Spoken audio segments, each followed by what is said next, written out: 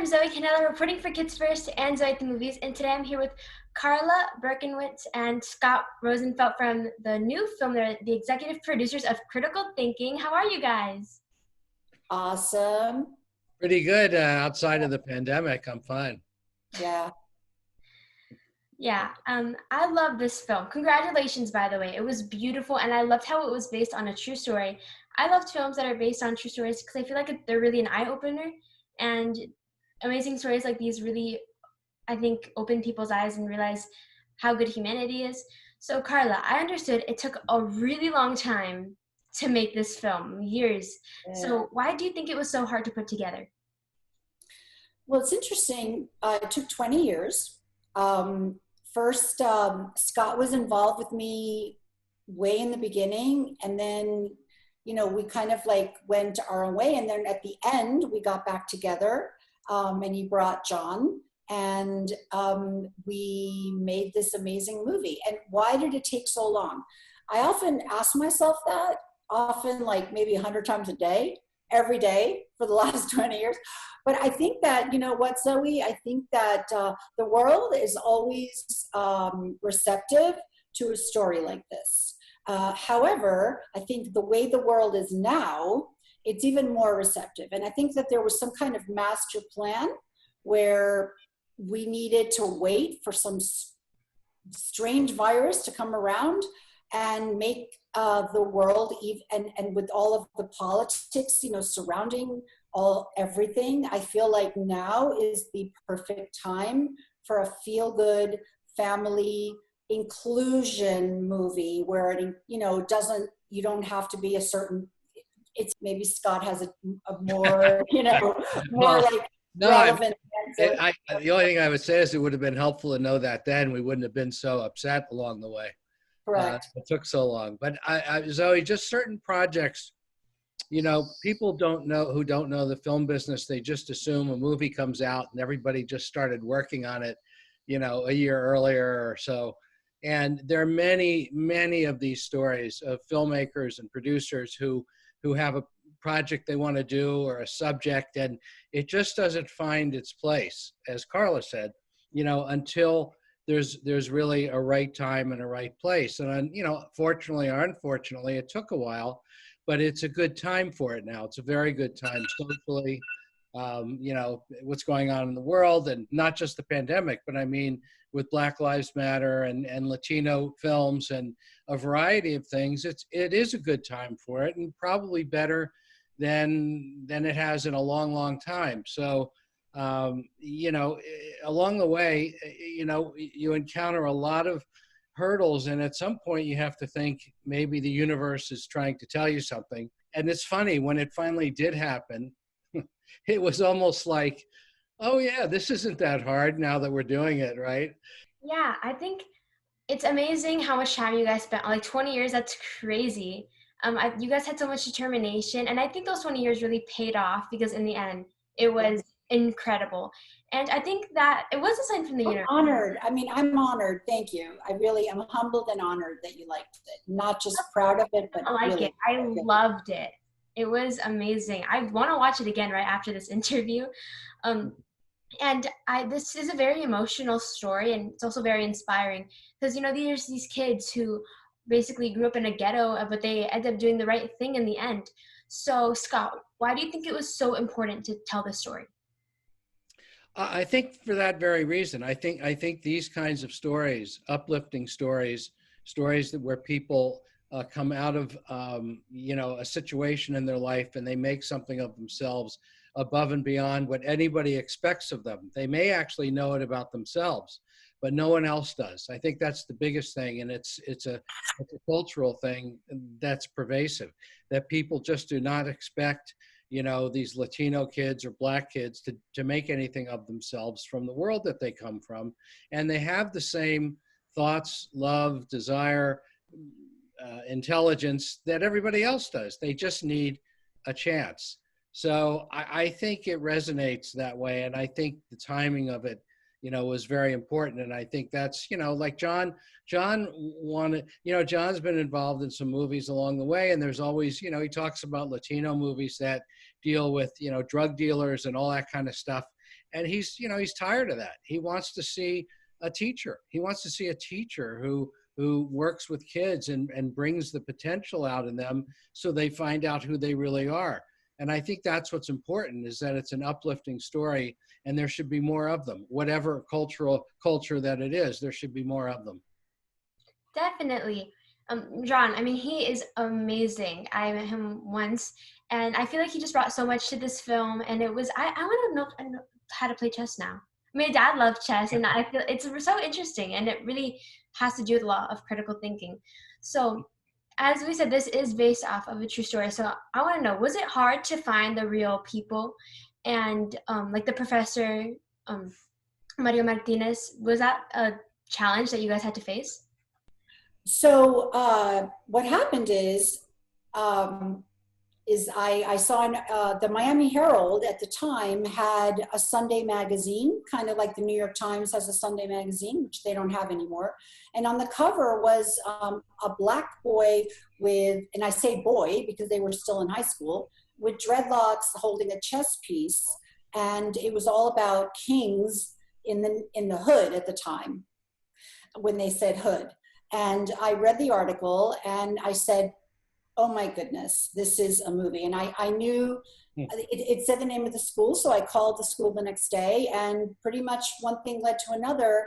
And we bought their life rights after I interviewed the ones that I thought were cinematically, you know, more, not just exciting, but actually pertained to that 1 year that the story and in the article was about, which was 1998, which was the first year that an inner city school won the national chess championships. And that's why we got to 1998. So it really wasn't that hard. What was hard was not picking some of the people. That's what broke my heart. Yeah. That was hard. So those guys, there were 5 guys plus the coach, the real people who were involved early on, and they were involved on the set. They were, you know, they basically acted as technical consultants, and they just came and visited and watched us shoot the movie. And there you see them at the end of the movie as well. But yeah. So they were, you know, an integral part of the project from the beginning. That's yes. So they also, it's been said by the organic chess community, the real chess community, even the Twitch streamers, that this is the only chess movie ever that is actually perfect. So they even computerized, the Twitch people computerized one of the games in the movie so people can actually play it. So it's perfect. They were very helpful. We wanted to make it authentic, and John in particular, because, you know, you watch chess movies, and even some with good chess scenes, I mean, you don't really know if they're playing a real game, right? The director says action, and somebody moves a piece and somebody moves a piece, and then you're like done, right? But we actually had moves that were real games. And in fact, the final match between Akopian and Marcel, I think it was 62 separate moves that they each had, that the actors actually learned the real game. So all 62 moves are in the game. If you're really a stickler and want to watch, like some people are, you'll go, oh my God, they actually played a real game. Yes, it's true. They memorized it. Yeah. And I want to ask y'all, did you actually screen this in the Miami high school, or did you present it for the kids? And if you did, then how did the children receive it, or like the new generation? Good question. Well, we were sort of about to have a big screening, and, you know, the pandemic hit. We were going to be, in March, we were going to be a main event at the South by Southwest Film Festival last March. Actually, John did something interesting. The day it was released on September 4th, he did a live tweet session while the movie was on with his fans, which was fun.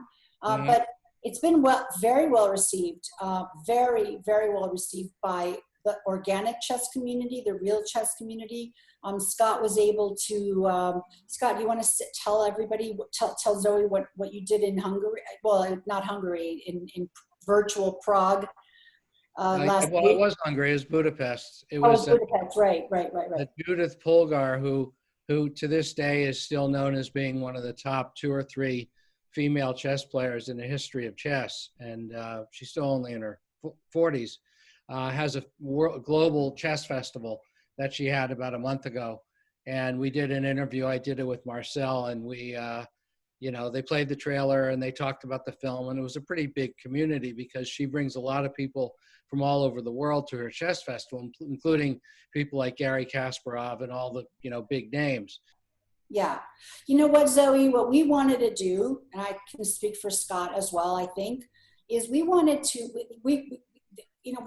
have like a quantum shift in our brains as to who really plays chess. It's not just, guys who go to prep schools in the Northeast and that wear ties and, the typical, that you read about in novels and see in other movies. We wanted to make sure that the world really understood that girls play, Latinos play, African Americans play, just everyone plays, and there's nobody better than you.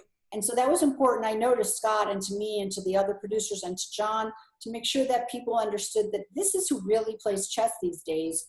And it's about time that the world pay attention and realize that, everything's changing, including chess. Yeah, chess, I feel like, is one of those, I guess it's considered a sport. I consider it a sport because I think it's underestimated, and this film, I think it really shows the power of this game and how, as you said, anyone can play. And in this film, we also have John Leguizamo. I mean, he's a Latino icon. He's been in so many things: Romeo and Juliet, Ice Age, So, how did he really get attached to this project? I had known John because he was going to be involved in a movie that I was doing as a writer and producer.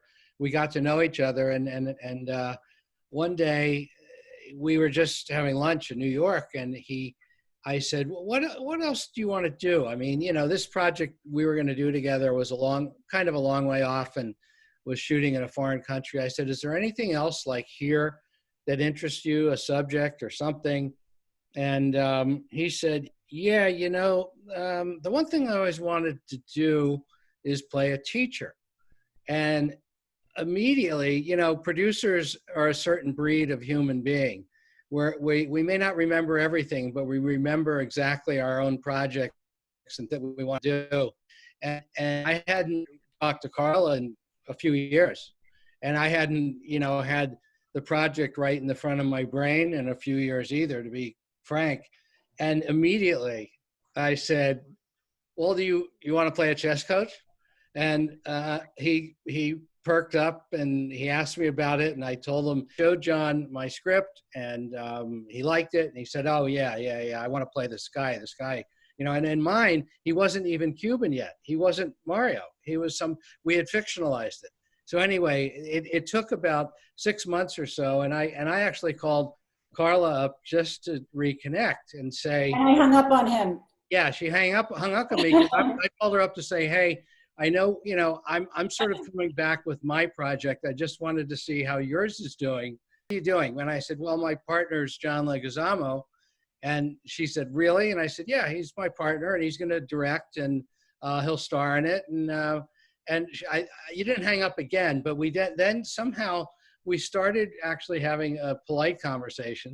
It was, and all of a sudden, Carla said again to me, well, why don't we just figure it out again, how to do this together? And then I talked to John about it, and then it started speeding up from there. Did a great job. Yeah. Definitely, yeah. I know this is his debut as a director, and I was shocked whenever I found out that he directed. I would have never guessed in 1,000 years, but he did amazing. The three of you together are like really the dream team, man. Critical Thinking has so many good reviews, and we've talked about how it was a struggle to make this happen, but I feel like along the ways there's also a lot of good stuff that happened. So can you guys tell us, as a last question, kind of what are some big highlights that maybe happened on set or while filming?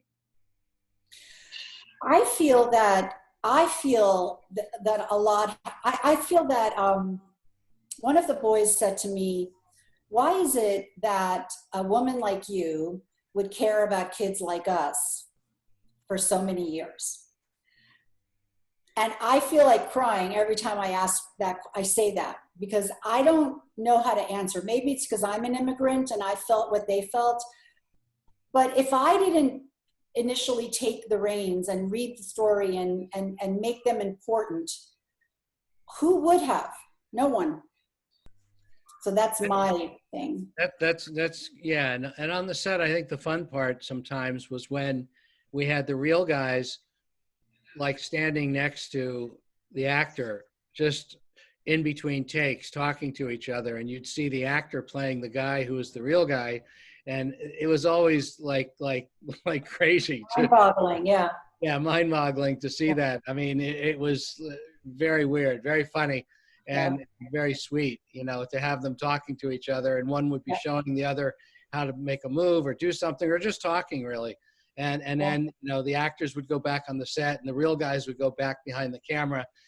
There were a lot of cool moments like that. It was really fun. And, you know, they behaved themselves. You know, the real guys did a good job. I think they had fun because, you know, they all have real jobs and everything. And they came to the set, but they all did a really nice job. And thank you guys so much for talking with me. I absolutely loved hearing all the amazing stories and what you guys had to say about critical thinking. So everyone watching this, make sure to go watch Critical Thinking. Where can we find it? Apple TV, iTunes, DirecTV, Amazon, iTunes, Vudu, DirecTV, every single cable provider, Stars, not Netflix, everywhere, talking to your remote, Critical Thinking, it'll come up. Yeah. Anywhere else, Scott, that you can think of? No, that's, you know, it's very findable. You can find it. It's also on DVD now. You can buy it. From the streets, we were summoned.